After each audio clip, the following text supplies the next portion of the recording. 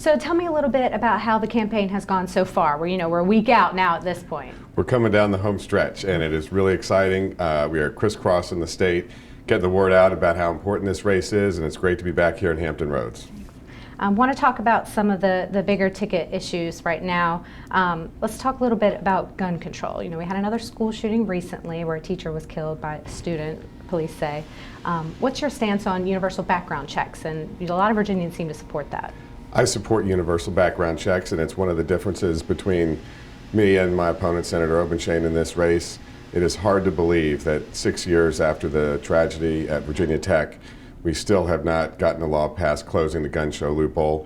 I support universal background checks. It seems to me and to a lot of people, it's a common sense measure to help reduce gun violence, and we need to take this step.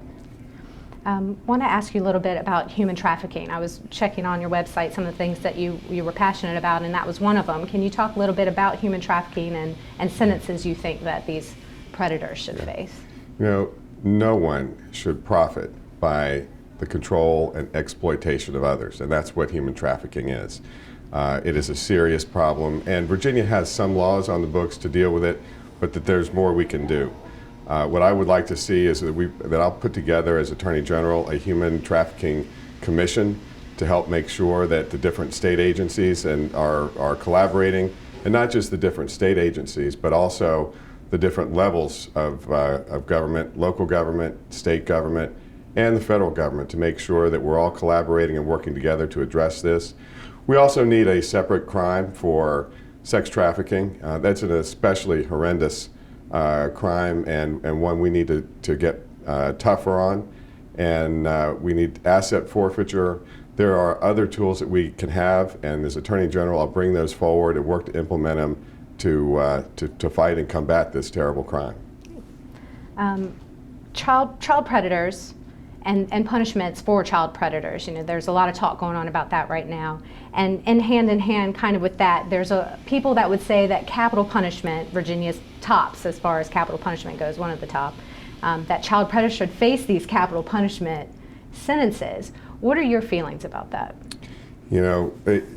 Whenever someone takes advantage of a child, it is just terrible. And I support tough sentences. We need to be tough on this, and I've supported life sentences for child sex predators who do such a terrible thing. And we also need to do other reforms, and the State Crime Commission has recently decided to move forward with one of my proposals, which would change an older evidence rule that has kept some important evidence out of these types of cases. We need to give prosecutors more tools. We need to give law enforcement more tools to address this, and that's what I'll do as Attorney General. Want to talk a little bit about ethics reform. That was another thing that you had on your website. We had the whole Star Scientific thing going on right now. Should campaigns receive gifts from people? What do you think about that?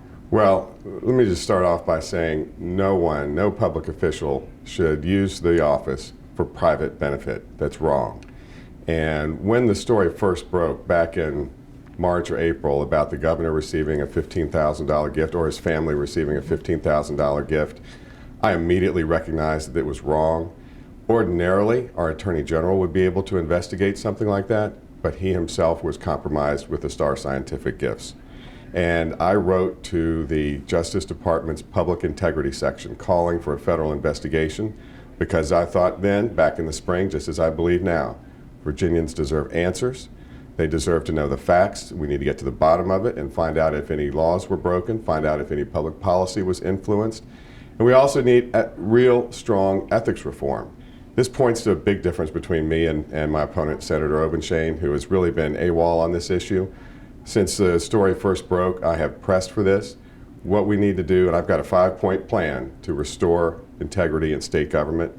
Number one, we need an independent ethics commission, one that is empowered to investigate and administer our ethics laws and conflicts of interest laws, and also identify where there may be gaps in those laws so we can fill them. Number two, we need a gift ban, outright gift ban, and it needs to be extended, not just to the public official, but it should be extended to the public official's immediate family. We need tougher penalties for when there are violations. We need to make sure that campaign expenses cannot be used, or campaign funds cannot be used for personal expenses. These are all important steps. This is a part of my ethics plan. My opponent, Senator Obenshain, actually had an opportunity when he was in the state Senate to vote on a gift ban for legislators, and he voted against it and voted to kill it in committee. We need somebody like me who can restore integrity in state government, return ethics to the Office of Attorney General, and I will. I want to talk a little bit about marriage equality. There's a new poll out recently that suggests that a majority of Americans as a whole support same-sex marriage and want to see all 50 states have gay marriage legal. Virginia is not one of those right now. Do you think if that was brought to a vote now in Virginia that Virginians would overturn that ban, and how do you feel about same-sex marriage? I support marriage equality, and Virginia, as a matter of policy, should not be discriminating against any of our citizens. Now, there have been a couple of recent United States Supreme Court cases, one striking down an important part of the domestic, or the DOMA, Defense of Marriage Act.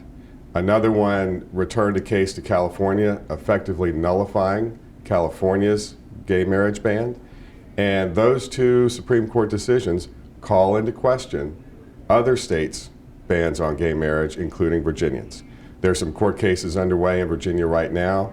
And what I will do as Attorney General is bring together the legal experts in the Attorney General's office to review all of those case precedents. But I've got to tell you, frankly, I am skeptical that Virginia's gay marriage ban can withstand constitutional scrutiny. Thank you. I want to talk a little bit about Obamacare and the Affordable Care Act. There's a lot of talk that if maybe Virginia had helped out with this healthcare exchange, that maybe things would be a little easier in Virginia. Is Obamacare something that we as Virginians need? How do you feel about that? Yeah, I support the health care law, and I support Medicaid expansion. It will bring health care to hundreds of thousands of Virginians who currently do not have it, and it will bring billions of federal dollars back to Virginia. This points to another key difference between me and my opponent, Senator Obenshain. He is opposed to Medicaid expansion. He voted against it, and he has vowed to use the Attorney General's office to continue the fight against the president's health care law. The Supreme Court, it has passed Congress. A conservative Supreme Court has ruled that it is constitutional and is now the law of the land. And we need to move forward. We need to implement it. We need to make it work for Virginians. And I'm committed as Attorney General, I will do that. Right now, there's a lawsuit about the tolls on our tunnels here. Transportation reform is something that Virginia needed badly. Has what has already come out of Richmond good, and these tunnel tolls, what should be done about these tolls? Well, I am opposed to those tunnel tolls in Portsmouth and in Hampton Roads. I think it's the wrong approach, and it disadvantages low and moderate income individuals and families and hurts a lot of businesses. And it was passed at a time when we didn't have a transportation funding bill. Now, arguments have, the lower court has already struck down the financial arrangement. There were expedited arguments in the Virginia Supreme Court. A decision should be out sometime this year. What I'll do as Attorney General, if the case strikes down the tolling arrangement, then what I'll do is work with the next governor to find a funding solution that works for Hampton Roads, that doesn't have tolls like what we're seeing right now. And I think because we were able to pass the transportation funding bill, there would be a mechanism to do it. Now, conversely, if the Supreme Court upholds the arrangement, then what I will do is work with the next governor to renegotiate those deals so that we can have a funding solution that works for the people of Hampton Roads, because these tolls are wrong. And on the subject of transportation, again, it points to a huge difference between me and my opponent, Senator Obenshain. Governor McDonnell introduced a transportation funding bill this past session. It was something that we've been working on for years. It's been a huge problem here in Hampton Roads. People are sitting in traffic for too long instead of being at home with their families and their kids. And Governor McDonnell introduced a transportation bill.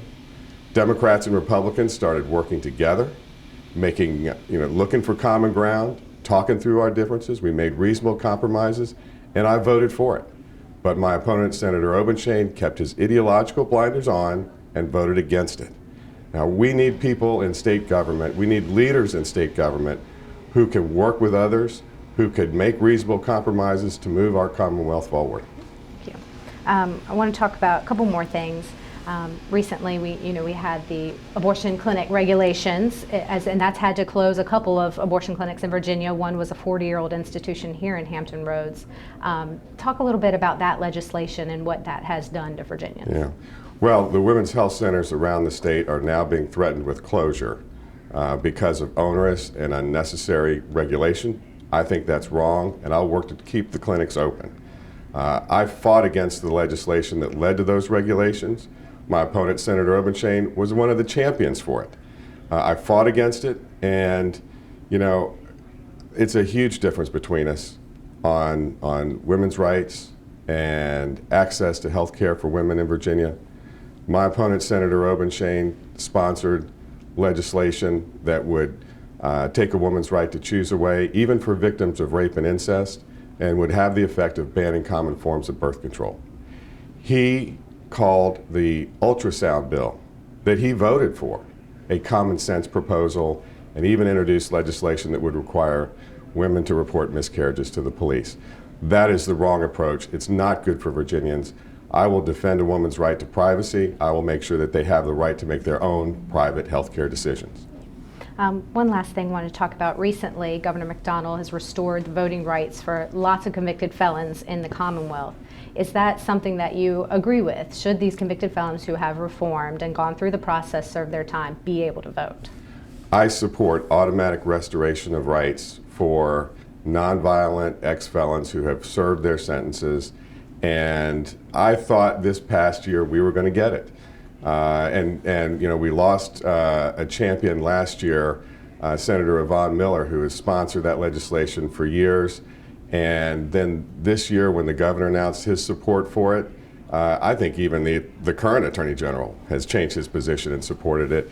And it passed the Senate. My opponent, Senator Obamacare, fought it and voted against it. But we need this. I'm going to keep working toward it as Attorney General.